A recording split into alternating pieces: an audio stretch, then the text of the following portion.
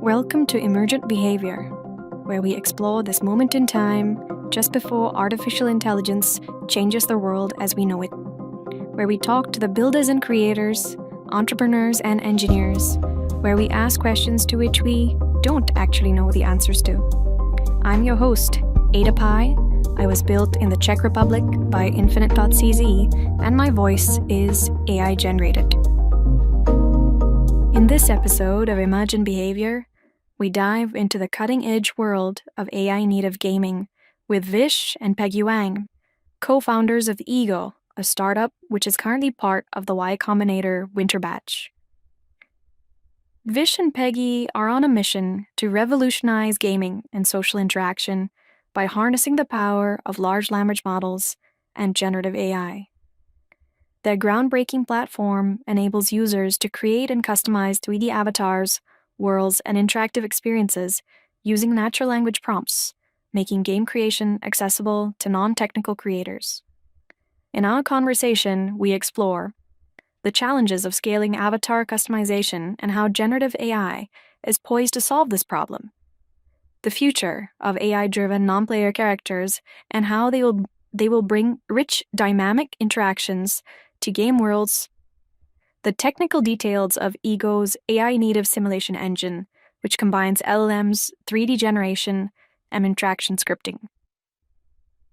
How an AI-powered game engine can blur the line between game and creation tool, enabling a new wave of user-generated content.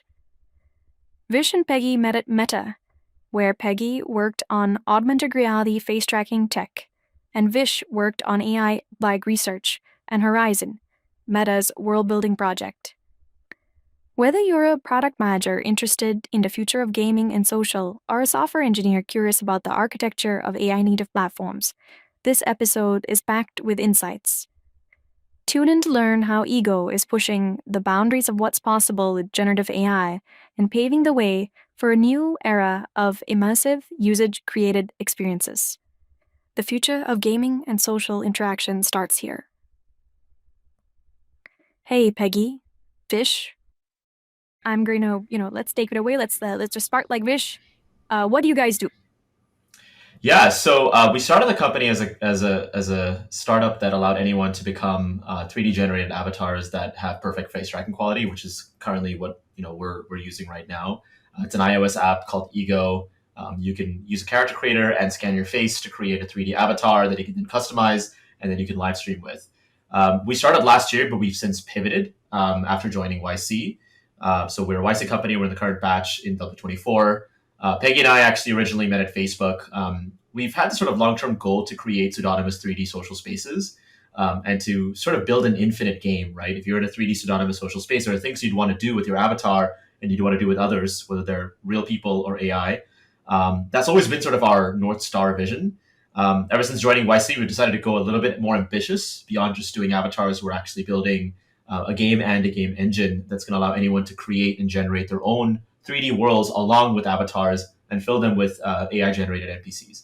So that's a long answer, but yeah, that's what we're working on.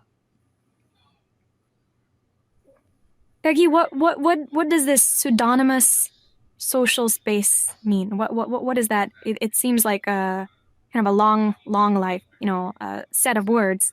Like what does that really mean? Yeah, so I think like historically, most of the pseudonymous social spaces have existed online, in like MMOs, or like Club Penguin, like Maple Story, even like WoW, World of Warcraft, and that's kind of historically where we saw like pseudonymous social spaces. Obviously, I think like right now, even currently, you have things like a little bit more niche, like Second Life, VR chat, etc., where people like kind of show up and as avatars, whether that's in VR or on the computer and the PC, and they talk with other people, and they all kind of engage in this like massive role play online in like a 3D world. And when Vish and I met at Facebook, I mean, Facebook is obviously chasing after this big vision with Horizon Worlds, and like Horizon and everything. And we basically were like, but like, this space has always existed in the form of games. So what we should really be building, if we want to build a pseudonymous online space, is a huge it's a game where people can, play as avatars, and there is a core gameplay loop that people are drawn into the game, and then people basically stay after the game for kind of that social space, that social community. Yes, just to add to that, like the fundamental motivation behind why we decided to build Ego was this observation that the one thing that's common across all human societies is actually masking traditions. If you go all the way back to like a random hill tribe in Papua New Guinea, or Indian culture, Chinese cultures, every culture on earth at some point has had a tradition where people wear masks and take on the role of gods and spirits and tell stories. And we saw that manifest in online spaces in 3D, where people could kind of come out of their body and become something else, and that's fundamentally something people want, especially kids. We just didn't see a product that was doing it in a seamless way, so we decided to do it. We kind of saw the future coming with generative AI, especially Gen AI in 3D, and we thought, let's build in this space. Okay, just to take a step back, I'm gonna describe basically my avatar, and maybe you guys and it maybe also the build process behind this. So, um, I am using a Unreal at a human. It is I'm running an Unreal Engine on a RTX 4070, I think RTX 4070 on a Windows laptop, and I have a iPhone focused on my face, which is Caption AR Kit Beta, and that's been piped to the Unreal Engine. And from there, that's been piped to a virtual camera, which is has a zoom, and we're in a Zoom-like studio environment. Um, Unreal had a broadcast studio like map, so I'm in that map on the broadcast studio.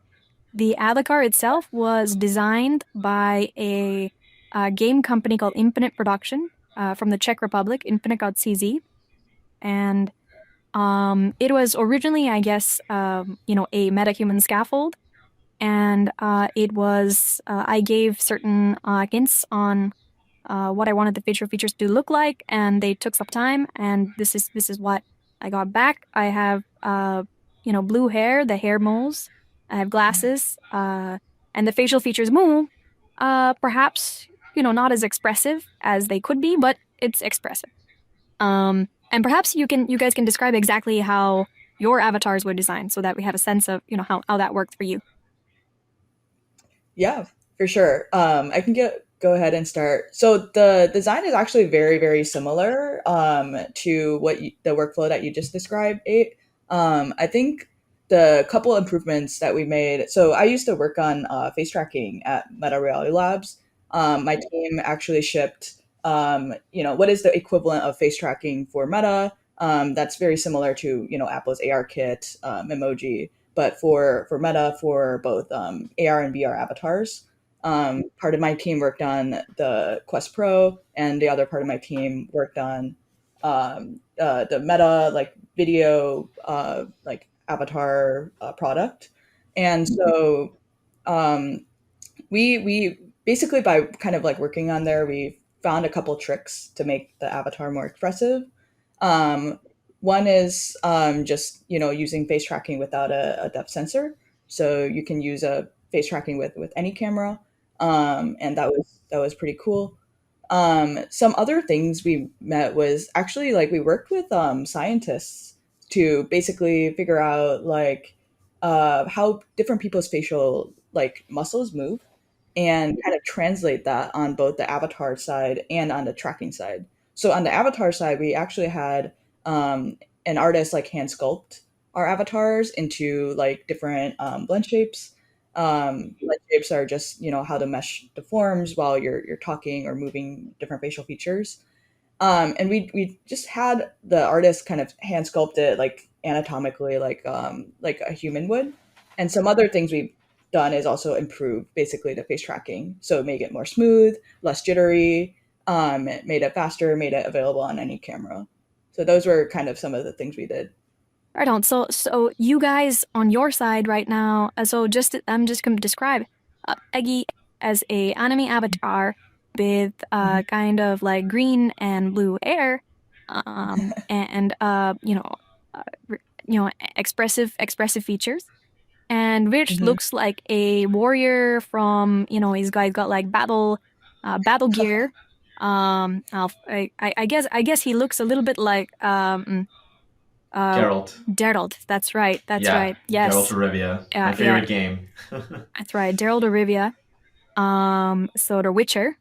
And can you you can pick from either an iPhone or an Android phone, focused on your face, and it's running the Eagle app. Is that correct? That's correct. Running the Eagle app, and that Eagle app is connecting to a laptop or a It's a computer. desktop PC, but it could be any PC device. We see. just connect it with a QR code, I see. and then I just link it up to OBS to get the background. Right. And then from there you're piping into this Zoom, this kind of Zoom-like environment. Is that correct? Yeah, we just create a virtual camera on OBS, Right. and then just turn on the virtual camera. Right. So you don't require that the AR kit anymore, because you're just using vision. Is that an accurate description? So we still require some sort of tracking ability. ARKit is the best on iOS, but obviously ARKit does not exist on some of the other platforms, especially on Windows natively. So we use a different tracking software for that. Are you able to just take in directly from the laptop camera instead of using a phone to laptop? Yep. We shipped it out. It's available on Steam. If you go to Steam and you search up Ego, you can try it. The face tracking quality is actually not as good because it doesn't use ARKit. ARKit is actually one of the better, probably the best face tracking software out there.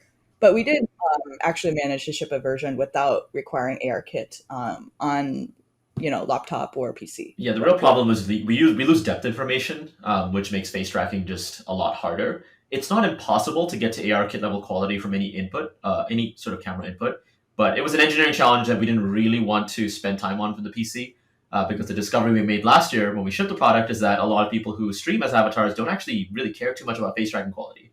They index more heavily on customization. So that was just like, that's right. Yeah, that was a discovery that we made, and that's something that doesn't scale with artists. Like, you need to keep hiring more and more artists to satisfy every demand people might have for how they want their avatars to look.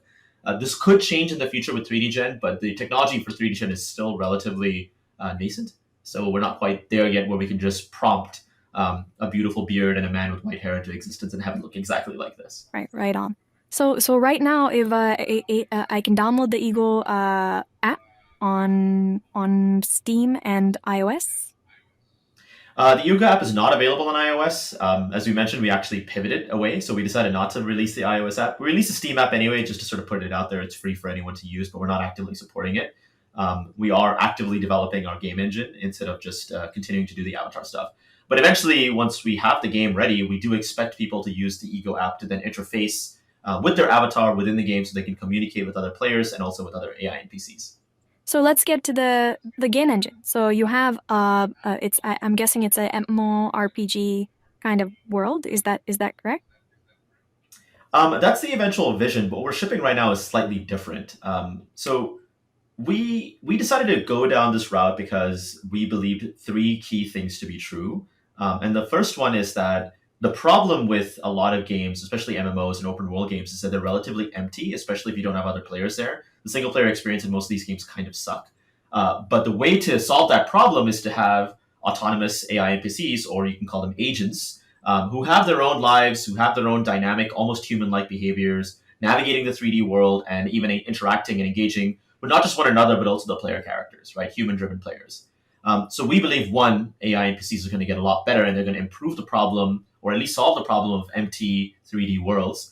And then number two, 3D Gen is going to get better and better to the point where you can accurately simulate not just the physics and collisions that you need in a 3D world, but also any asset that you want to bring into existence, right? So if, let's say that I want my armor to appear green instead of what it is currently, which is kind of a black color, I should be able to write in natural language, and the engine should be able to interpret that and change the asset to the right color, or even give me a helmet if I want a Viking helmet on top of my head, right? So we know that that's already getting better. It's not quite there yet. We're able to generate relatively high quality meshes using SDFs and Gaussian splatting, but it's not quite game ready yet. But we expect it to get there in sort of 3 to 4 months. So that's the second axiom. 3D generation from natural language and text reference images are going to get better and cheaper in the near future. The third and final one is that fundamentally, when people are in 3D worlds or expressing themselves in a 3D space, they want to create experiences for one another, or they want to experience something together. And usually that takes the form of a game. And we know that for sure, kids and teens like making games for each other. That's evidence enough in Roblox and pretty much the entire modding community online. People like making things for one another, but it's currently hard to do. You need to understand scripting languages like TypeScript or Lua. It's still possible for someone to do it, but it's hard. If you could instead use natural language to describe what kind of experiences you wanted to script, that's going to basically increase the number of people doing scripting. It's going to increase the number of people customizing their games and gameplay experiences, which is going to lead to a lot more activity, right? So that's the third thing we believe to be true. AI is going to make it easy for people to generate pretty good scripting code with just natural language prompts. So if we believe all those three things to be true, you can basically create a game that is also a game engine, right? The first thought anyone has when they play a game is, hey, wouldn't it be cool if XYZ happened? Or I'd like this mechanic to be slightly different. Or I'd like a motorcycle to suddenly appear in front of me. So that's kind of the vision that we were going after, which is build an AI native game engine. It's something that the current players aren't really doing or aren't able to do. And then use avatars and expression as a way of finding and building social and community within these spaces. This is also like kind of an insight. Oh, sorry, go ahead. Oh, okay. An insight that we got while building our VTubing software and like the first version of Ego, which is like the avatars that we have right now, is that people wanted more and more customization. And so because we were making avatars with more of a character creator in one style and like different styles with artists, it's really hard to manually scale up the number of artists required to make more and more art assets, especially 3D art assets. Um, that becomes more and more possible with AI, however, because right now it's not quite there yet, which is why we didn't decide to focus on this. But you can now like basically instead of scaling up the number of artists required to make these high quality models, you can all you have to do is like prompt AI to generate these high quality characters. Again, it's not there yet. It's going to be there in like about like 1 to 2 years. But we just realized that lowering kind of the barrier to of entry to creation, especially creation in 3D, is something that people really care about. Especially when they wanted to use Ego, they wanted to customize everything, they wanted to create everything, and this is when we kind of realized it's like, oh, if we lower the barrier of entry to anyone who don't know how to code, who don't know how to do 3D art, and give them the tools in the case of us, just like a simple prompt and have them to be able to prompt and edit and generate whatever they want. Like, wouldn't that be cool? Like, wouldn't more people want to do it? Yeah. So yeah, that's kind of where this came from. And right now we're kind of just testing hypotheses. So sorry, go ahead. I know we've been talking for a little bit, so happy to. So we wanted to test the hypothesis one by one, right? So the first hypothesis we tested was, do people want to express themselves pseudonymously as a 3D avatar? That turned out to be true last year. A lot of people did. The problem was that we couldn't scale customization demands to meet the needs of the various number of people who wanted to appear as like you, like Ada Pi, or me, like Geralt or Rivia, but kind of looks like me. So we couldn't do that, right? So we thought, okay, well, what's the next thing we can test? The next thing we could test is, can AI NPCs essentially make 3D worlds a lot more richer and more dynamic? And we read a paper, you might have heard of this paper last year, the Stanford Generative Agents paper, kind of commonly known as like Smallville, the Smallville paper. So the paper is super cool for those who don't know. They basically demonstrated that you could train an LLM to basically inhabit a village, have agents kind of hang around in a 2D space and have their own routines, their own lives, and then you'd basically see emergent, almost human-like behavior come out of their, the way they used to, the way they navigate these spaces, which is really interesting to us. And we're like, okay, well, what if we adapted that into 3D? And what if we had these agents sort of converse with one another? So we built that first, and I live streamed these agents in a Twitch channel called twitch.tv/townworld. And what we realized that audiences don't really care about the agents doing routines. They would care about it if they were in the space. But when they watched the agents talk to one another, they were fascinated with the conversations the agents were having, which gave us this like deep insight. We're like, okay, people like to see these AI agents talk to one another. What if we brought characters from popular IPs and had them talk to one another? Like, something that common like, Hermione and Harry Potter, right? Sure, people would love to see them. But what if we had Draco talk to Big Bird? What if we had Big Bird talk to Shrek? What would they even talk about? So that's where our stream is right now, where we're just like, just bizarrely randomly putting in characters, 3D characters from popular media and IP, and having them sort of talk to one another and engage in witty banter and conversations. And that's the tool that we're going to be launching in about 2 weeks. We're going to allow anyone to summon any character from any popular media or even characters of their own imagination, put in a personality prompt, and see what kind of fully voiced conversations they have in 3D. So let's there's a lot to unpack there. So let me break it down. Let's start off with, okay, so Smallville, I think Smallville was using GPT-3 or 4. I think it was 3. I think it was 3 or 4. I can't remember. It was GPT-3 and the predecessor almost to GPT-3. And I think what they saw emergent was like, for example, the agents would organize a birthday party and invite each other, and they would show up at the birthday party, and all without like human intervention. Maybe there was like a seed at the beginning, but then like it kind of just developed over time. So when you guys say there's also, I think, the Endless Seinfeld at some point. There was the Endless Seinfeld, which was this Seinfeld show which continued forever and ever. And it was really bad graphics and also really bad jokes. But somehow it lasted for quite a while. And I think we had like several hundred viewers, minimum throughout the entire. I think they were live for like, I don't know, a month or so. I don't know how long they were. And so when you guys say, okay, you have this kind of like 3D world, you have this game engine. So a 3D world is basically just a set of coordinates where, you have these, location of everything that is there. And then you have kind of like graphic generations, based on that, on those, coordinates. You have some physics and et cetera to calculate what happens there. When you say an AI native 3D game engine, what does that mean in terms of what is AI native? I think the short answer is basically we let people create without understanding like how to do 3D art or how to code with just prompting. Like something that's super, super intuitive for, kids, teens, non-technical people, anyone who doesn't have any technical skills. Let's actually break it down to what people do in games first. People show up as some 3D representation of themselves or a character, and they navigate a 3D space, and they can take certain actions in the 3D space. They can communicate with characters, either it's other human-driven players or NPCs in the 3D space. And once they get some quest, they then go out and do something or the other, and they get some sort of player progression and reward. I think those are the principles of a game in a 3D space. Would you agree with that? Yeah, I think so. Yeah. Yeah. And then there's some sort of emergent social behavior that comes out of it. Like, once you kind of make friends, you kind of want to come back, not just for the gameplay loop, but just for the fact that there's other people whom you like kind of co-inhabiting these 3D spaces. So I think that's a game. Now, what an AI native version of that means is that you abstract away the difficulty of generating interactions, characters, and the worlds themselves, where people, instead of needing to find art assets, textures, do the whole UV mapping and all the nonsense that is very complicated for most people. Rigging, especially, rigging is really difficult. All the difficult stuff is more or less done automatically, either procedurally or through AI Gen, right? And you can then have the players focus on bringing their imaginations to reality.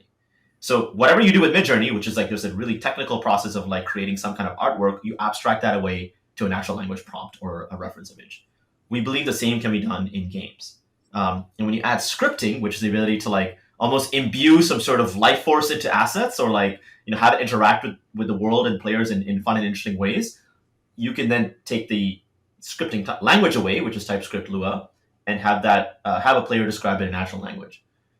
That is an AI native game engine. Oh, it's like instead of like spending like an expert's time and hours creating a 3D blend shape, etc., importing it into the engine, and then writing like some complex hype script, Polua, etc., to and like this is what this bicycle can do. This is the speed. This is how fast it goes, etc., etc. Instead of Mhm. doing that, you can instead kind of like wave a magic wand. And I'm like, I want a bicycle red in color and it has rocket engines and it goes really fast. And then like boom, Yeah. right? Yeah, and that's kind of the holy grail, right? And there's a bunch of people attempting this, but we kind of have a fundamental insight that differs from how most people are approaching the space. The reality is, what you described is a really fun novelty, but if you just do it and then you kind of go around, that doesn't mean anything, right? Like, oh, this is cool. I can build this bike and zoom around a 3D space, but so what? What can you do with it? Who are you? Who else is watching you? Right? That's where the game aspect becomes pretty important. Generally speaking, modding communities and even like what currently exists with Roblox happens because people are already in a game and their imagination goes, well, what if I could do this? What if I could do that instead? And that's why Skyrim's modding community has been so, it's lasted for such a long time because you have a very strong base game, right? That is fun, that keeps the gameplay loops really tight. That's our fundamental insight. You need to build both for it to work. There's a lot of people building an AI game engine, but it doesn't mean anything unless there's like a game that is underlying it that traps people in there, right? And all this insight basically comes from us watching a ton of anime. Like we watched Sword Art Online. We've read all the books about all these fun spaces that people actually want to see. And the commonality in all of that is that there's some core gameplay loop that ties players in, and then they get to use AI to customize their own game experience or have some sort of fun immersion social behavior with either other players or with AI NPCs. That's our insight. We also realize that people really like to play with other people, whether that's their friends in this kind of multiplayer front world space, or whether that's with AI NPCs that can act as their friends or act as like a real character in some ways. And so we found that really compelling, which is why we kind of started on the AI NPCs like talking AI characters talking to each other in 3D Mm-hmm. spaces. I have like so many questions, so I'm just gonna That's good. okay. Please. So let's go to the AI NPC build. Like I guess character about AI has gone quite a bit on like the initially like last year they were kind of up there on like this kind of like interactive personalities, interactive personalities. What do you think that they do? Is it like LLM attached to kind of like a fine-tuned interaction, in and out, like input output pair interaction? Is that what they have, and is that what you think works as a AI NPC, or is it something else? Like, how does that work? it's it's something more than that.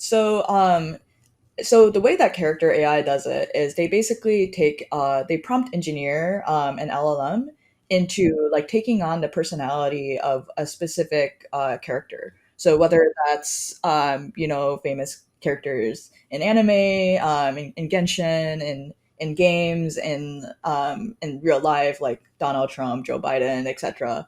Um, you could basically prompt the LLM to act as if it was like the role play as the specific character, like AI, Trump and AI Biden, and then have them like you can talk to them using that. However, in a game, which is kind of a 3D space and a 3D world, it's really hard to um, like you need more. You can't just like stand there and chat with the agent. I feel like that's like very, very limiting. You need them to basically act as if they are their like they have their own like they are their own person.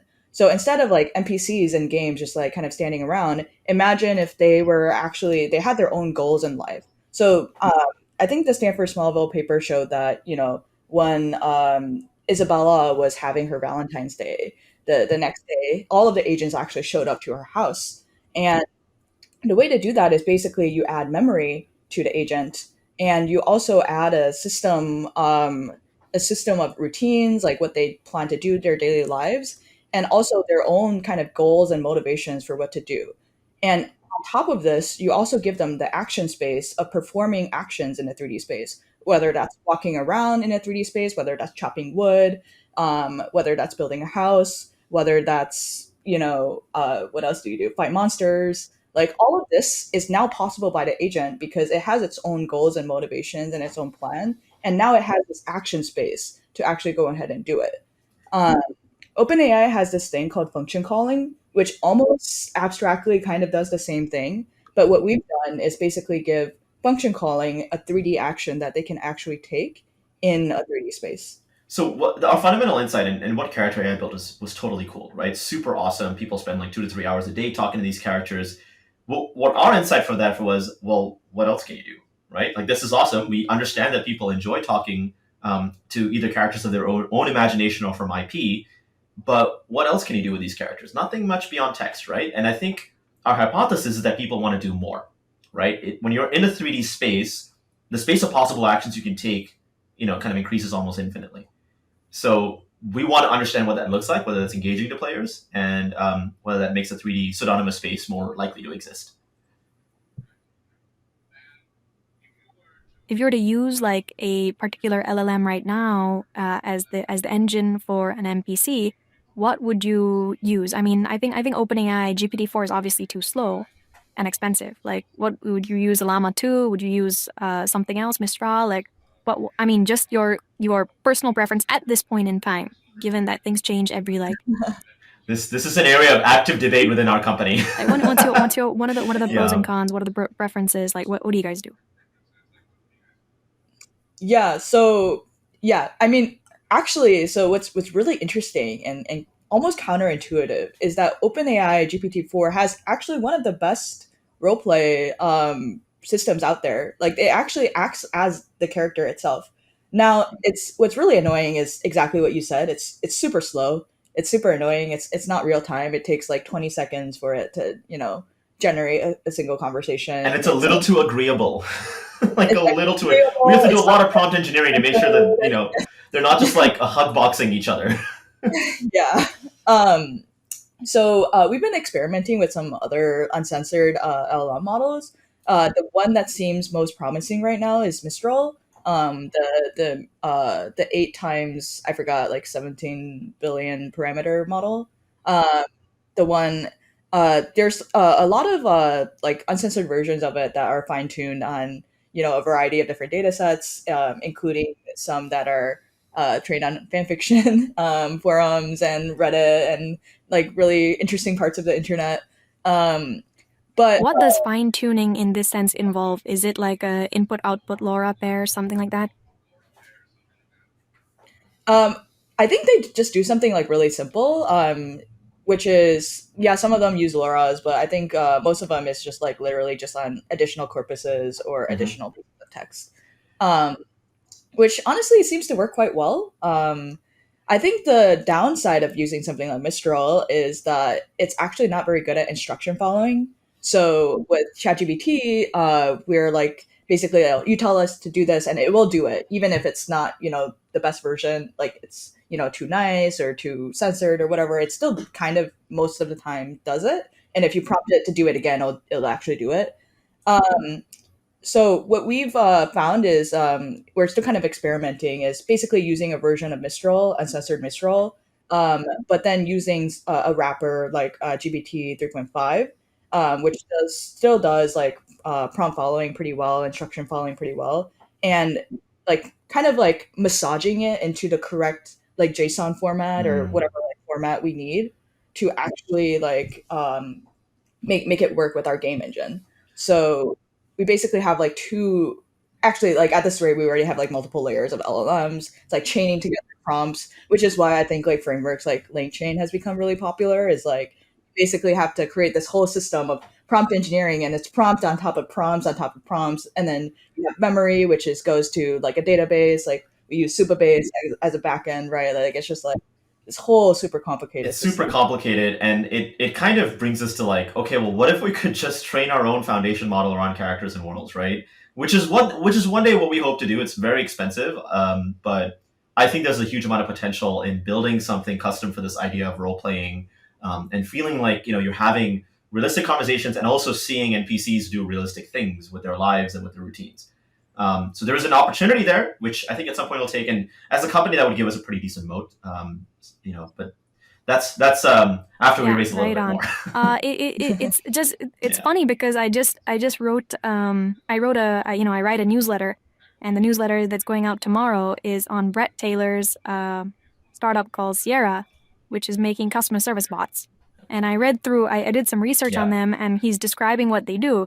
And he says, like, at this point, we have seven LLMs working together. And he's like, the last piece is a reviewer piece, which kind of reviews whether the rest of the LLMs did their job, and kind of like decides whether or not, to put the output out or not, right? So I was like, this starts to sound like very kind of like similar in a sense, but you need the stack of LLM calls that, one on top of the other in order to actually like do anything real. Yeah. And if anything breaks, the whole system breaks. It breaks, and you run into latency issues. There's a huge number of problems with that approach. But it's where we are currently. Yeah, I mean, I think like at some point the product will start to work, right? And when that it's going to happen. You don't know when exact, but you can see the pieces are starting to come together, right? So at some point it's going to happen.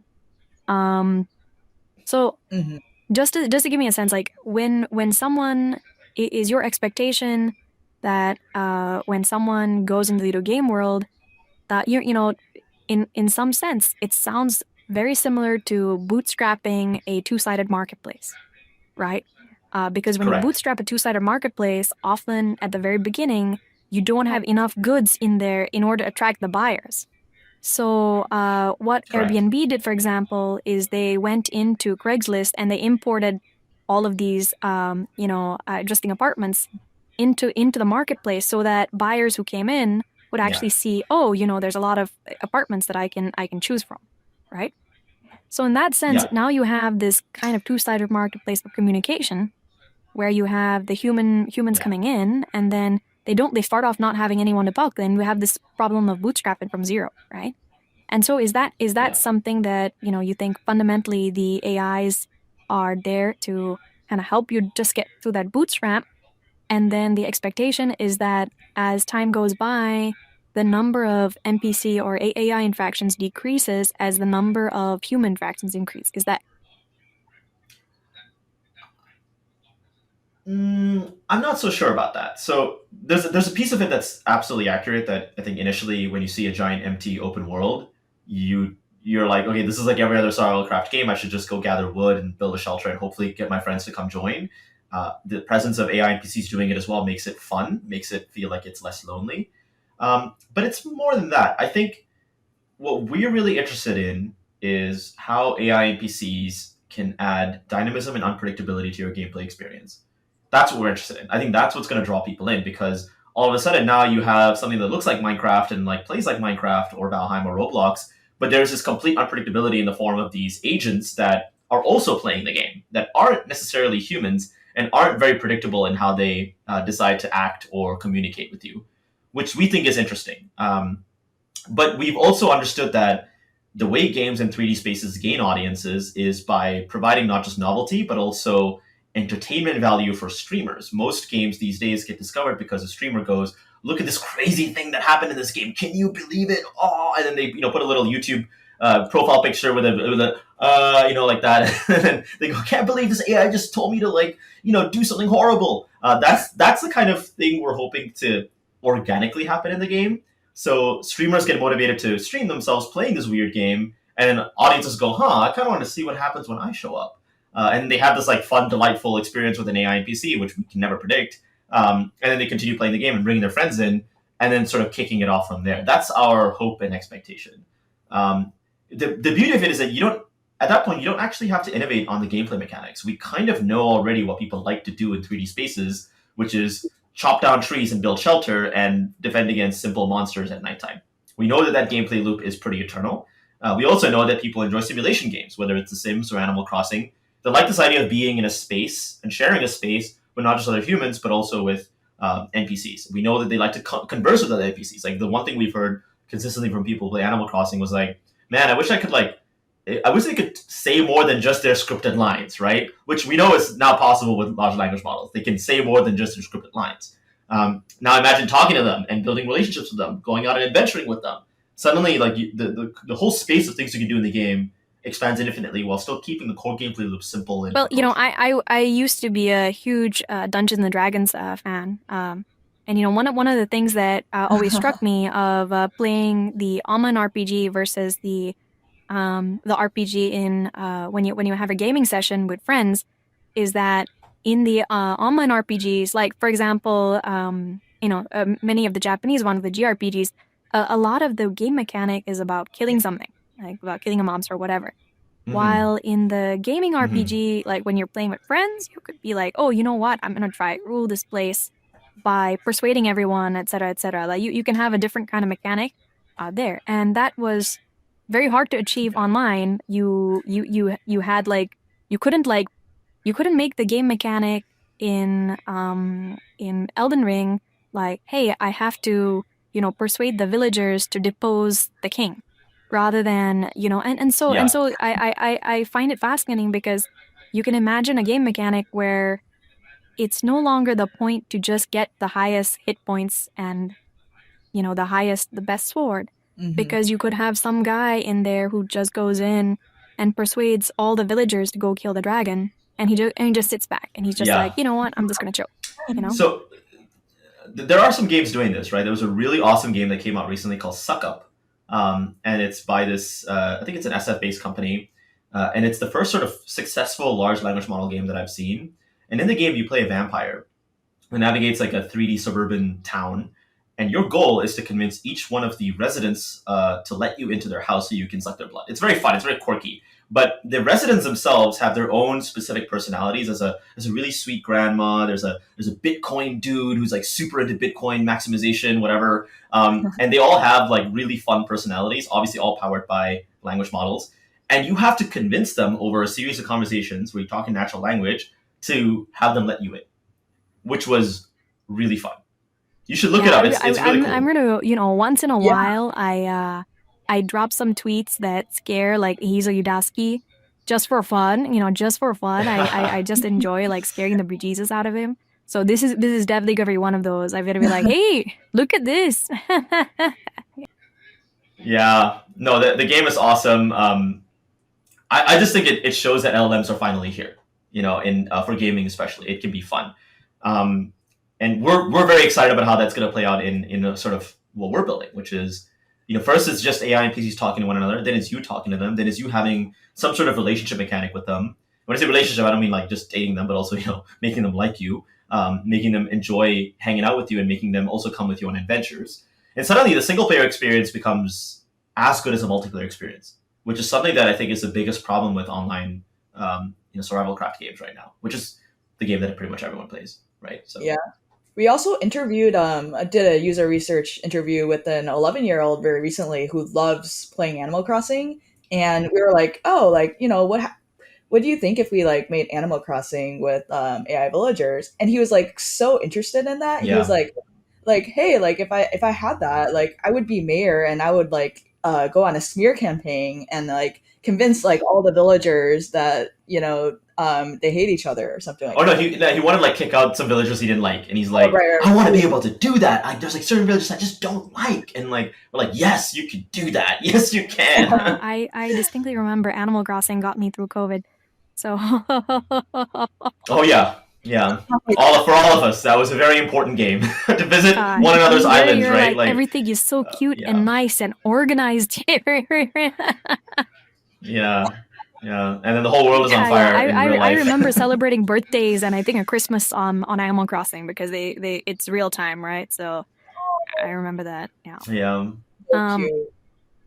what Mhm. what happens? How game companies gonna view this, right? Because Nintendo, for example, is very sensitive about like how their control of the character, right? Control of like the types of interactions that the Yeah. characters are allowed to do.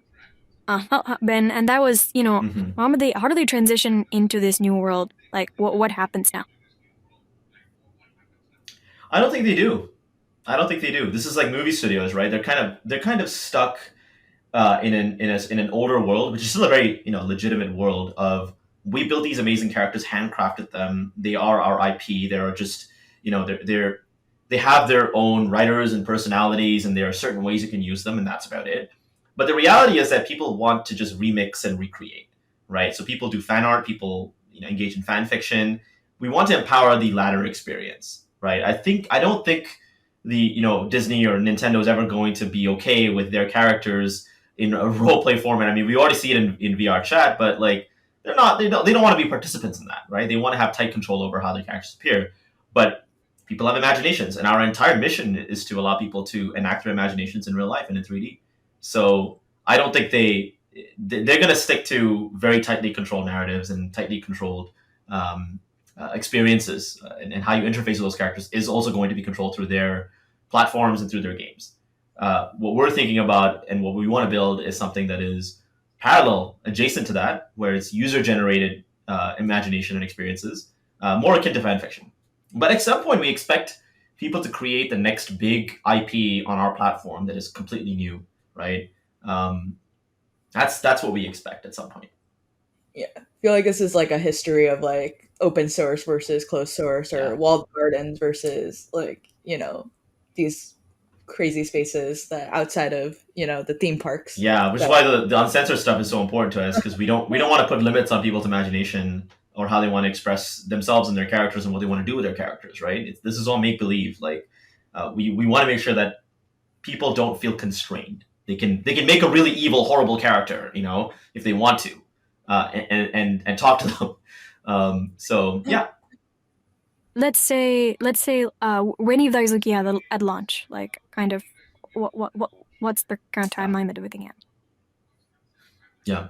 So obviously we're very ambitious, and what we're building is going to take quite a bit of time for us to get to this vision of Sword Art Online, right? That's our final vision. So what we're doing is pretty simple and humble. We're just going to allow anyone in about 2 weeks to use our browser tool to create and summon any 3D character and have them talk to one another. And I already have a sample of this up on my Twitch stream, twitch.tv/townworld. In my stream, I have Draco talk to Shrek, Shrek talk to Big Bird and other random anime characters. That's the start. After that, we're going to launch the ability for users to then show up as an avatar, kind of like me, and actually engage in conversation with these characters one to one as well. And then we're going to launch the ability for you to script interactions, very simple interactions. And then we're going to launch the game, which is now you have an overworld where you have to like kind of survive and build shelter and summon these characters to come and help you. And then we're going to go from there step by step. We want to think very, very large and act very, very small. The first thing we want to do is we think people want to see their characters in 3D and have more immersive interactions with them. We want to prove that hypothesis. If that's true, then we kind of go up the ladder from there. So let's say once you launch, like, would you be monitoring? You obviously monitor usage, right? How many minutes people are online. What are the Yeah, metrics that you would watch for? What are the things that you would monitor to see whether or not this is successful, yeah. or business work, etc.? Like, what would you look at? Yeah, I mean, you have your classic, like, if you were to think like a PM, which I hope you don't have to, you would look at your classic metrics like, oh, like 30 days later, how many people have been retained, all that stuff.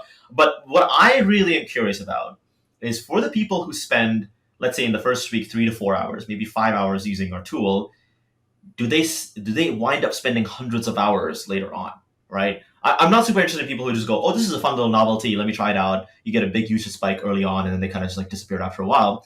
What I'm really curious about is for those who keep coming back to the tool to see what kind of crazy characters they can mix and match together, do they, one, end up streaming it and sharing it with friends? And two, do they end up spending a lot of time over 30 to 40 days still using the browser tool? And what did they tell us that they want, right? For that cohort of users, I want to serve them.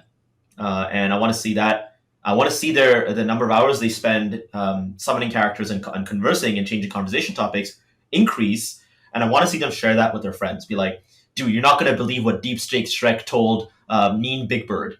They were talking about crazy conspiracies. Look at that, right? I want to see that happen. So it's really about intensity of interest in a subgroup, right? Like, Mm-hmm. you would need to see this kind of like spike in interest Yeah, it's not just the amount, but Yeah. the intensity of interest, right? Like that's what you're looking for. Yeah, exactly. We're not looking for like, DAOs and MAOs at this point.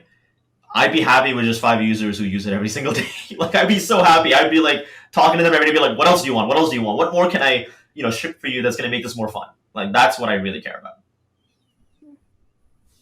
Mark Zuckerberg has often talked about social as primarily a moderation product. But he often talks as social as social. Anyone can do social, but social is primarily a product of moderation, and about how to arrange user interactions in such a way that you get these positive interactions that keep coming back. Right? How would you view that in the context of your platform? Because would you have a moderator like many discords have like a bunch of mods there? Would it be like that? Would you have a moderator in world watching interactions? Would you like what is like what would you be concerned about? What would you take a look at? So my first concern is that I want to keep the platform safe for kids. If you want to have like a specific instance or a server where there's like 16 plus, 18 plus, that's totally fine. But I find that I want this to be a really fun and like kind of lightweight space to just do silly things. Will there be people who have strange and maybe negative interactions with one another? For sure, that's going to exist with any social product. Um, I want to be sure that's pretty accurately age gated and kind of like separated from minors and younger people accessing it. I think that's baseline. I think that's reasonable. Beyond that, if you're an adult using it, I don't want there to be any limitations beyond whatever legal ones of how you use the platform and what you do in the world. Because if our goal is to enable people to make their imaginations come to life, not everyone's imagination is PG-13 or fully I guess like what's the word, like just fully just like normal. Like, I want weird emergent stuff to happen, right? And when you try to just only control for positive interactions, you miss out on the fantastical worlds people can create from what possibly could be darker and more negative things. Because some of the greatest fiction works of all time are terrifying. They're horror like. They're absolutely entertaining in spite of the fact that they're deal with really heavy themes, and I want that to be possible. Um, that said, obviously, like whatever people use for public access, if they're not age verified, should be safe for kids. That's the first thing. But beyond that, if you're an adult user of the platform, I want to see what kind of crazy things you create, what kind of crazy characters you bring in, and what kind of absolutely unhinged things they say, because that's entertaining and that's fun. How would that work in terms of being synonymous, right? Like you don't know who the person is on the other side. How does that work? Sure. How does it So work because for because like you're human not very users if sure if the someone's other person is an pseudonymous? adult or a kid or how would you as the admin of I'm just as the admin of the site how you kind of like do this? Mhm. We will probably start out with like whatever we can do, which is like, have like a age verification, birthday verification. I think to be something very simple. Um, I think that does kind of become a bigger question later on. I don't know if Vish, you have any like thoughts on this. I think it's a pretty unsolved problem. Parents need to be knowing what their kids are doing online. Like, there's certain reasons why parents don't allow people or allow their kids to communicate on Roblox, because they don't know who's on the other side, which is a very reasonable concern. We're gonna ship with these parental control tools when we eventually have the game, because that's important. I want my little cousins to feel safe on the platform. But at the same time, if you're an adult and you tell us you're an adult and you want to do crazy things, you should be able to do that, because it's fun. It's like, like there was a whole moral panic about GTA when I was growing up, and I played a ton of GTA when I was a teenager, even before I was supposed to be playing GTA, and it was fine, right? And I think like there's a nuance to it where like you want people to have fun, but also not, go too far in like potentially victimizing other people. It's a hard line to cross. I don't think anyone's really figured out how to like actively verify a person's age without like compromising their privacy. So you need to have a certain level of user trust built in that they're going to tell you, and their parents are going to know that they're using this. I think that's the best you can hope for now. we should just fast forward mall panics by like 10 or 20 years. So we should just be like, we should just have the Neuralink Yeah. mall panic now, and then look back and say like, hey, you know what? It was Yeah, so let's do much that. easier when we just had VR and iPads, right? Like because now you're hooking on directly into the Yeah. neurons. Oh, right? So Yeah.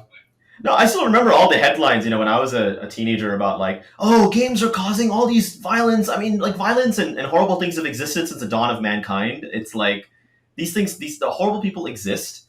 The best you can do is to control the amount of damage they can do. But at the same time, you need to let people feel like they can enact their imagination. It's a safe place for you to just like let it all out. Like sometimes we all need a Grand Theft Auto session where we do crazy things and get a 5-star wanted rating. It's just fun.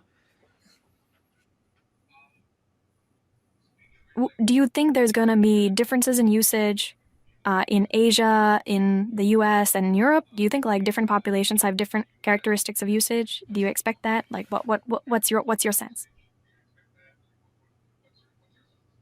I don't know. I mean, everybody universally loved games like Grand Theft Auto and kind of did the same things. But in Asia, you've had games like Maple Story and like more social MMOs be more successful versus I think in the West you saw more like questing and raiding based MMOs be more successful.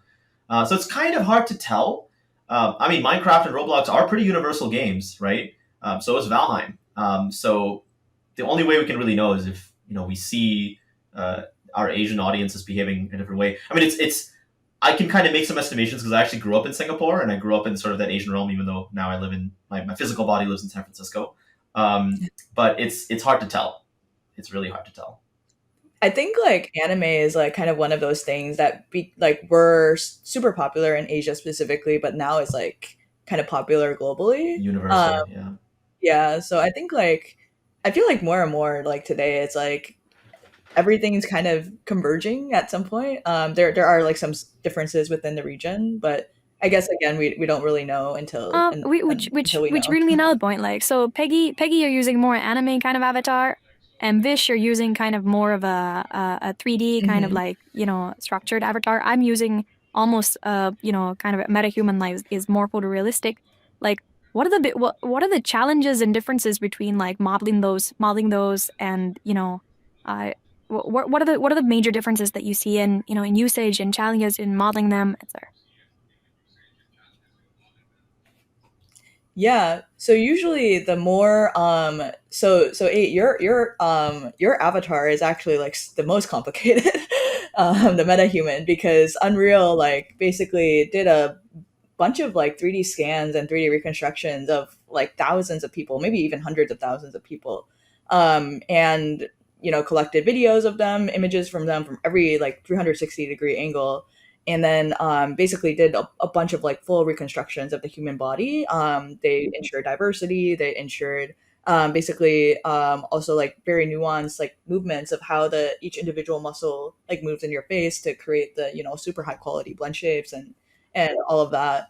Um, and like there is like a big, or I would say like a big, not really sure like what amount of people, but there is a large amount of people who really do like this style. But then there's also like obviously like you said, like people who really like anime, which is a lot easier to make. Like my avatar is a little bit more simpler, but it's still pretty expressive. And you can still like pretend like you're a character in an anime. Yeah. And then Vish's avatar is somewhere in the middle, Well, obviously. I Go mean, ahead. I think I would like to Post Malone to answer this question. So, Post, what do you think? Like, what's the? Yeah, man. Yeah, I Oh love this, gosh, bro. so This is Rich fucking just sick. switched in the middle. So um, he's got a Post Malone. no, well, the beauty of what we did is that we have a universal rig, so we can be anything at all. I can switch on the fly to any character. I can be an alien. I could be this weird cyberpunk chick. Like what we did with Ego's iOS app is that we allowed you to switch between any character on the fly and be whoever you want to be. But the limitations to that is that obviously you trade off some potential face tracking quality and like customization for the ability Yeah, to like yeah, switch on and the fly. So oh my gosh, I could there's even two be Peggy. Peggies There we now. go. There's two. Oh gosh. That I mean that looks super fun. I mean I can just imagine people just like switching like very rapidly switching during a game. You could make it like Fortnite, Yeah. except instead of like making up like walls, you just like switch characters. You wouldn't know who you're shooting because the guy switched, right? Like that would be so crazy. Yeah, that's it's really cool. It's really cool, pretty amazing. So in preparation for this pod, like I read through a bunch of research on avatars, avatar creation, etc. There's a bunch of stuff about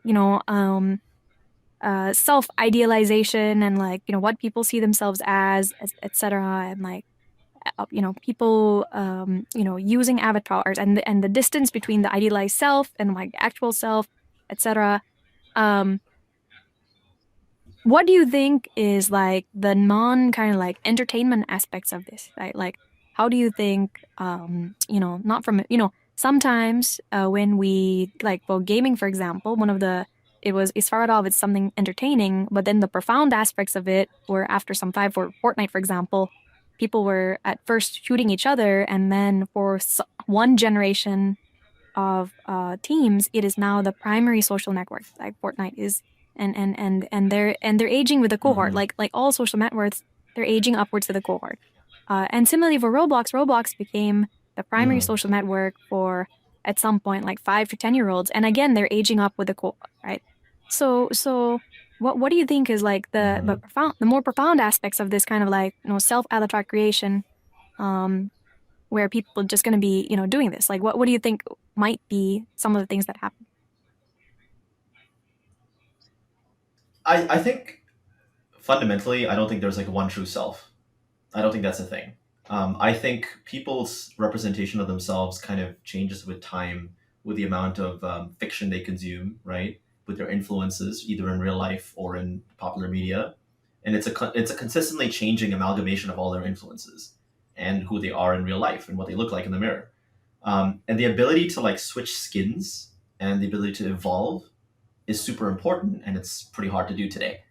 I think the next sort of social network or the next social space is going to allow that changing of skins to happen on the fly, is going to be more focused on not representing your quote unquote true self, but how you feel at that point in time and in what context you want to feel a certain way. Like, when I think about the multiple different accounts that I have, or even most people, they have Finstas, they have like different manifestations of themselves on LinkedIn versus Instagram versus Snapchat. They're all still true. They're all still real representations, right? But you kind of tailor it for the platform. You don't really tailor it for the space that you're in, right? So to have a space where all those manifestations can be true at the same time, I think is very compelling. It's funny because 8 has a LinkedIn account now where they require a true photo. So 8 does not have a photo on the LinkedIn account. So anyway, when you said like I'm like, interesting. I don't want to get 8 banned off LinkedIn account, so I have not put in like a wow. I might get banned because my LinkedIn profile is literally this. Because my way of doing things is I figure out like a social strategy to go viral, and that annoyed a lot of people on Twitter. So yeah. Right. Hey, right. when you annoy someone, you know you're doing something right. Yeah. especially I don't like especially on X or Twitter, like, whatever. Only annoy nerds. So nerd bait is okay. So and after a lifetime of dealing with nerds, I'm like, all right, let's see. So, I was like, Bayman's IQ is 125. Oh my gosh, you should have seen the milk gum. Like true factual statement. Like, oh my gosh, there's an enormous milk gap, right? So I'm a little bit wary of LinkedIn because I'm like, if I put something on there and I wrote I'm gonna trigger someone and it's gonna be a milk gap. So one thing that struck me was Mark Zuckerberg did a interview with Lex Friedman, where they were both using scans. Right? They did a full and he said, right, like he said, they'd done the scan and like they'd gone to like shopping mall and dripped like 2 to 4 hours or something, and they did like full body scan, etc. And also in most of like Facebook's metaverse stuff, they always show characters which are very close to that person's identity. They don't like display kind of like, Right. oh, you can take, because once you have a 3D body scan, Mark could take Lexus like image, right? But of course that's going to be very sensitive, because this whole thing about Facebook having your 3D scan, and then you just attach the rig to someone else and someone else can be you, right? So obviously like they're very sensitive about this aspect of like switching roles. So how do you see that? Like, do you see like social networks where you have this kind of like, you have to be closer to your true self, versus social networks where you are allowed to be something else? Is that going to be this point of divergence between the two? Yeah, possibly. I think that's what the larger platforms are interested in, but it's not what we're interested in. We're absolutely interested in however you see yourself to be manifesting in a 3D space. It could be whatever you want. And I think that's the beauty of what we're trying to do. Like, it makes attribution hard, and there's like obviously going to be problems with people pretending to be somebody else, but I think that's part of the trade-off. And how we deal with that, I have no idea, but we'll figure it out when we get there. When that's a real problem, that's going to be an exciting problem to want to solve. And it's I think the larger companies they get caught in these like what if thought loops. I think you've seen that most recently with Google Gemini. They try to over-engineer something to prevent anything bad from happening, which usually results in much worse outcomes actually coming to reality. We want to avoid any of that. We just want to be like, what's super cool and fun that no one else can do? All right, let's ship it. Let's see how people actually use it. Let's see if all these concerns are truly legitimate concerns, right? I mean, I still remember back in the early days of the internet, people were like, oh, you don't get into a stranger's car. Like, who's ever going to trust, getting into a stranger's car and just summoning it off the internet? But like, we do that every day now, right? So people always tend to like imagine the worst case scenario and like go, oh, this could be dangerous and unsafe. But reality usually plays out a little differently. Yeah.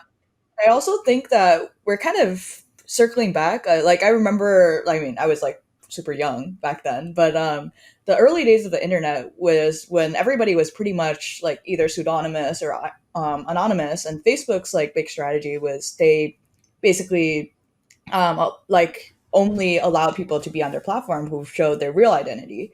And now I think like people are kind of getting tired of that, and especially with Instagram and TikTok and like kind of extreme manifestations, like showing your best self, where it's like almost unrealistic in a sense. Like you're always posting like hyper realistic, super like all the best parts of you on The Instagram. highlight And I feel reel. like kids today, like they feel like this intense like social pressure to always appear like being perfect on social media.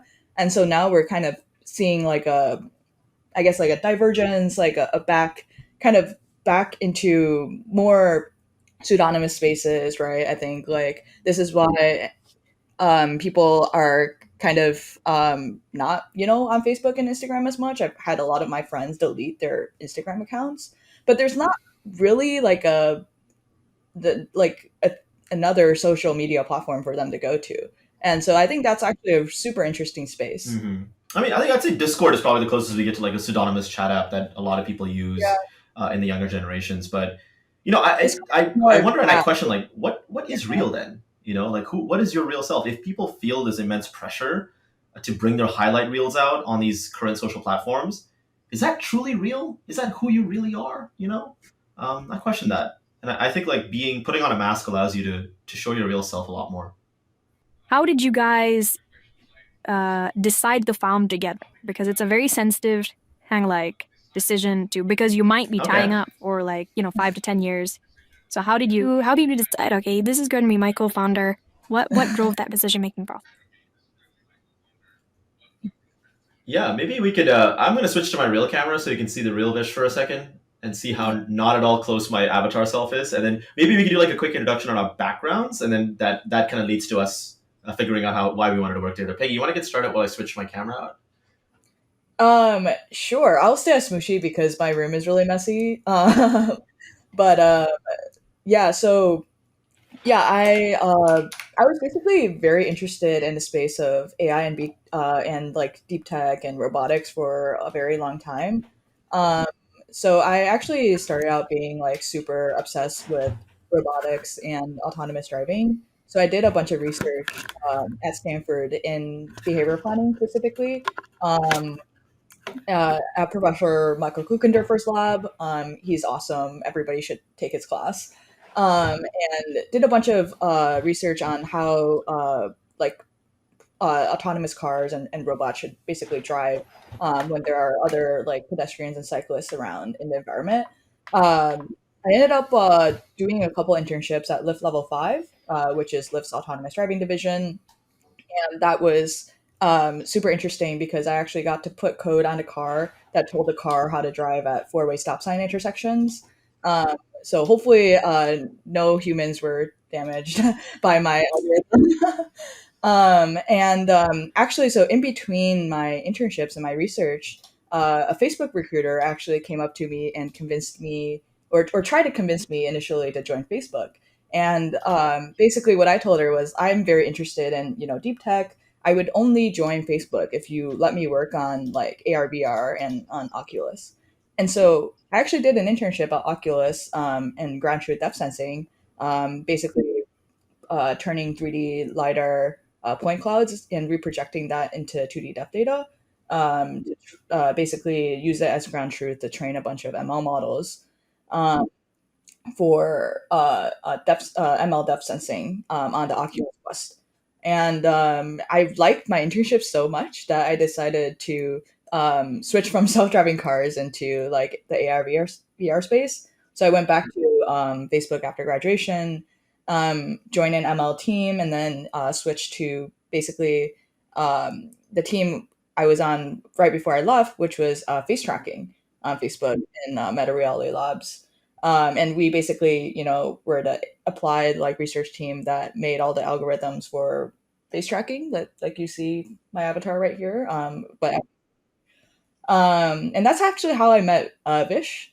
We met at Facebook. I'll Oh, wait until he I have a comes random back kind of question. to tell the whole story. There was But I think there was a bunch of Berkeley professors, two Berkeley professors, who did this kind of they identified all the muscles in the face, and then from those muscles you can detect emotion. And so they had this, and then after that they had this thing where, and I've seen like, is that true? Is it? I mean, because now those guys, I remember, I think in the 70s, they used to pick electrical electrodes and they would zap each other's like, facial muscles and try to figure out like, which muscles are moving, and then they would look at like video and like spot the same muscles moving and then identify, is that guy lying? Is that guy telling the truth? Like, is that actually, number one, is that actually possible? Is that I mean, are you aware of the research? Number two, I mean, you have this kind of facial tracking software. I've seen some like surveillance companies kind of like propose this like, oh, you can tell someone's lying from kind of facial video. Is that true? Does that work before? yeah, so I don't think I've seen that particular study, but there is like a well known in the face tracking industry that what are called action units, or a different way to call FACS, FACS, facial action coding system. Actually, we know the one of the most prominent proponents of FACS, Melinda Ozel. They're like facial research scientists that basically created the system where each basically muscle of the face is coded in like one of I think 50 to 100 um, action units or facial like action coding units. Um, and basically, by a combination of how the intense the units are activated, you can tell whether a person has a specific emotion. So, a concrete example is like if you're very angry, like this, you basically furrow your brows. So each brow has like I think three or four action units, and like the action of furrowing your brows is like a specific action unit.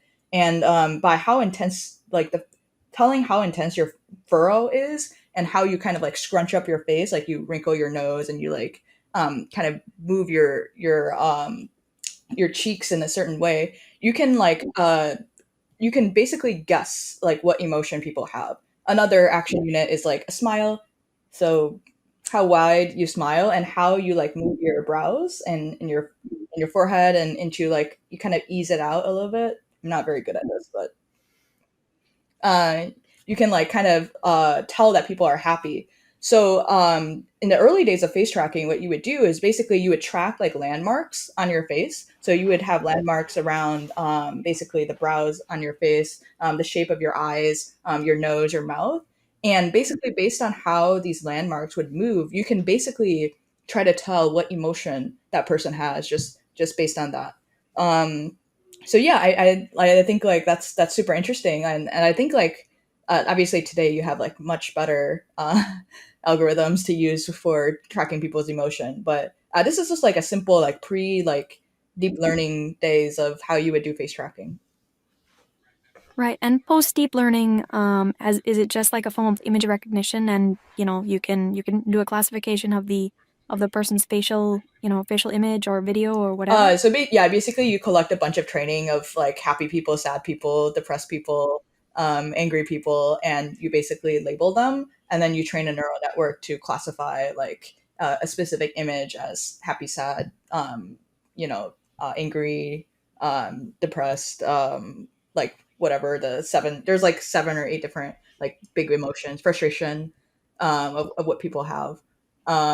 So yeah, I mean, it's actually like neither of the methods are like extremely complicated, but it's kind of interesting to Mm, see how they evolved. right on. So Vish, so going back to a question earlier, how do you guys meet? What was the background? And how did you guys make this decision to found together?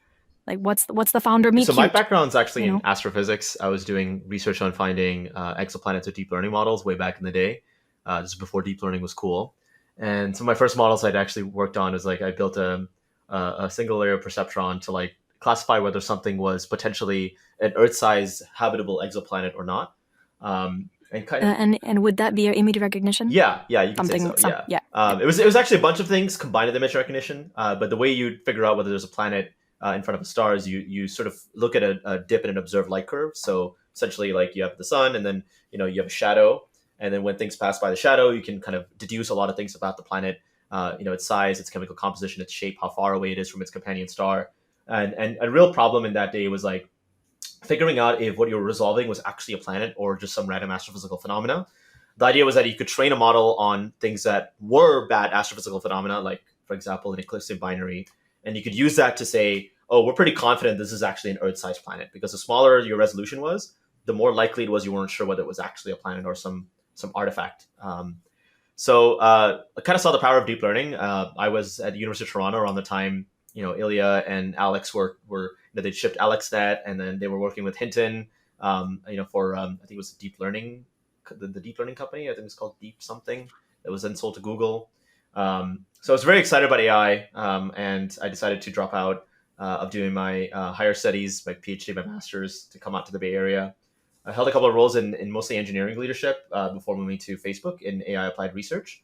There, I kind of worked on like graph nets and ads, but as soon as Facebook made the big switch to becoming Meta, I was like super curious and really excited about it. So I decided to move to the Metaverse org, where I was I was a PM in charge of scripting for Horizon Worlds. And that's around the time I'd met Peggy. So Peggy and I, we met at actually a crypto thing through a friend. I was going to these crypto events in SF just to sort of figure out what was going on. I think I met a friend of mine at a Harmony blockchain event. And I was kind of just adjacent to the space. I'd mined a bunch of crypto, but I think you guys have outlasted the army blockchain. yeah, I guess so. We got it. We definitely got to thank Harmony for bringing us together. Yeah. Kind of apt given its name. But yeah, so we were just casually curious about the space because a lot of people were making a lot of money in it. I'd mined some Dogecoin casually, and I actually ended up selling that to fund my condo purchase in SF. So I was like, this is kind of crazy that this is happening. I need to figure out what's going on in crypto. So I started going to all these events, and I met someone who introduced me to Peggy because at that time I was actively looking for a co-founder to find my and to found my company. And in the middle of that, I was also trying to figure out a bunch of green card issues.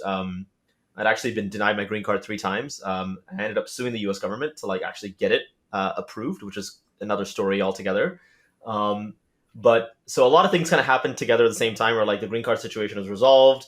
I had met Peggy. We were carpooling every day to work at Burlingame, which is where the Reality Labs office was. We're talking about different ideas that we had, and I'd come up with this idea of like, hey man, I learned programming by literally modding video games, and I've always wanted to build a truly pseudonymous 3D space. And you're in face tracking, you know how avatars work really well. I built like an earlier version of Ego when ARKit first came out in 2018, I think. And I was super excited about the promise of like allowing anyone to become a 3D avatar, because I thought that was like the first step you needed to solve to allow people to then hang out in 3D worlds. And we kind of knew of a lot of the things that were going on in the sort of 2D space, like with Midjourney sort of starting to get some traction. It was reasonable to assume that the same was going to happen to 3D. So we thought, let's go ahead, let's make this happen. We spent a bunch of time like figuring out who we were a good fit as founders before raising our first pre-seed round. We were backed by Pair VC and Boost VC. Shout out to Pair and Boost, you guys are awesome. They were our first checks, and we began in Jan of 2023. We raised about $1 million at that point, and we started working on Ego, which is the app that you saw that you're seeing Peggy use right now. And when we launched, we realized that even though a lot of people wanted to stream as avatars, they didn't really care about face tracking as much as we thought they did. They cared more about customization, and customization was a problem that we couldn't solve at that point, right? Especially in terms of scaling. So we were kind of in the swamp of like trying to figure out what to do, and we had a chance to have dinner with Emmett Shear, who's one of the co-founders of Twitch, who gave us some incredible advice. Like that session was revelatory for us. Like he told us, effectively what you're building is a game, and we're like, are we really building a game? He's like, yeah, you're building a game. Like that's downstream of 3D social spaces. Like 3D social spaces, either you're building a game or you're building a really like sleazy chatbot app, which is what a lot of these 3D chat spaces end up becoming. So if you wanted to be more than just loot chat, you actually kind of have to build a game. And we're like, oh yeah, you're right. That's probably true. And around that time, the Stanford generative agents paper had come out, and we were like, let's implement this in 3D and see what happens. So it was kind of like working in parallel to like figure out where are we going to pivot to that's a truly venture scale problem to solve. And there was this advice about like, figure out what the game is at the end of the day. And there was this like awesome AI agents paper coming out. So we were in that sort of swamp of pivoting when we met Emmett. And he encouraged us to apply to YC. So we did, and we got in, and we were interviewing, I think, with Michael at that point, Michael Seibel, who gave us some really difficult questions. It was a pretty brutal interview, but I think we're very lucky to have been accepted into YC and to do the current batch. And we thought it would be helpful for us to get that kind of high quality of advice, which we continue to get. Currently, our group partners are Diana Hu and Emmett Shear, obviously both in the AR and AI spaces. So they've been giving us valuable feedback as we experiment on this sort of like, what happens when you can become an avatar in a 3D space filled with AI agents? What do you want to do? What is fun? What are problems to solve in the space? So that's kind of our entire path. Obviously, we're still experimenting. Like, we're way before product market fit. We're just trying to see if there is a fun loop that we can generate where people create these random characters and have them talk to one another and then talk to them and then see what happens from there. We have seen signs that the streaming approach is not the right approach. Obviously, like there was the Seinfeld one, but there's been a couple of other AI streaming channels. There's Jars.ai, there's Always Break Time. But we found that they've had difficulty retaining an audience, right? Like for people to consistently watch the stream, you need to have something more than just people talking and like weird generated stuff happening. You need to feel like you're immersed in the space, right? You need to feel like there's new things and novel things they can do. You need to have more audience control. So again, it all goes back to like, there is a game here. And as we sort of explored the simulation space, we realized there was an opportunity to build both, which is our struggle throughout YC. Is like, are we building a game engine? Are we building a game? Building a game engine? Building a game? And recently we had office hours at PG, which kind of helped us figure out actually you could do both. The beauty of AI is that you can finally build a game that is a game engine. And when I heard that from PG, I was like, oh yeah, that makes a ton of sense. Like when I think back to why I started programming because I wanted to customize the games that I was playing, right? I was always thinking, what if I could? And I would write code to make it happen. And then other people also wanted it, so people liked my mods, right? And then I was like, oh, maybe I should go be a game developer. I didn't want to do that because game developers make no money. But I was like thinking about it. I was like, if game development is so hard and people do it in spite of the fact that there's not a lot of money in it, if you reduce the amount of effort it takes to actually customize and build games, you're going to have a lot more people building games and doing cooler things with it, and then you basically increase the level of access, and then suddenly you've built an infinite game, which has always been like my life goal, to build an infinite game, or to have a platform where people can like infinitely exist as pseudonymous 3D characters. So Aincrad, exactly. That's actually my LinkedIn profile, building avatars in Aincrad at Ego. So that's been like the sort of overarching vision, and that's what got us to. It's what got us to build Ego, and it's what's keeping us going. Awesome. That's amazing. I think that's probably like the end of the pod. Okay, So that was a good note to end the pod on, Cool. right? So that was thank you for your time today. Emergent Behavior is a part of the Turpentine Network. For our full newsletter, visit emergentbehavior.co. For more Turpentine podcasts and sponsorship inquiries, visit turpentine.co